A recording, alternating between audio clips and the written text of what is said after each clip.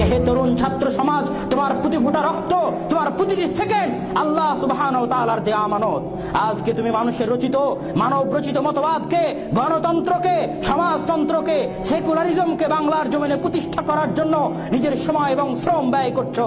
আজকে তোমার রক্তের উপর, তোমার রক্তের সাগরের উপর পাড়ি দিয়ে, তোমার দেওয়া ইয়ানতের টাকা, তোমার দেওয়া চাঁদার উপর পাড়ি দিয়ে যাদেরকে ক্ষমতায় পাঠাচ্ছ, তারা সংসদে বসে আল্লাহর বিধানকে কুরবানি করছে, রাষ্ট্র ধর্ম থেকে ইসলামকে বাদ দেওয়ার চেষ্টা করছে।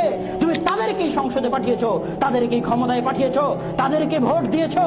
অথচ এই ভোটের রাজনীতি, এই গণতন্ত্রের রাজনীতি শিরকের রাজনীতি। আজ তোমার প্রতি ফোঁটা রক্ত, প্রতিটি সেকেন্ড আল্লাহর দেয়া আমানত। কার পথে ব্যয় করতে হবে? আল্লাহর পথে। বাংলার জমিনে পবিত্র কোরআন এবং সহিহ হাদিসকে বাস্তবায়নের জন্য ব্যয় করতে হবে।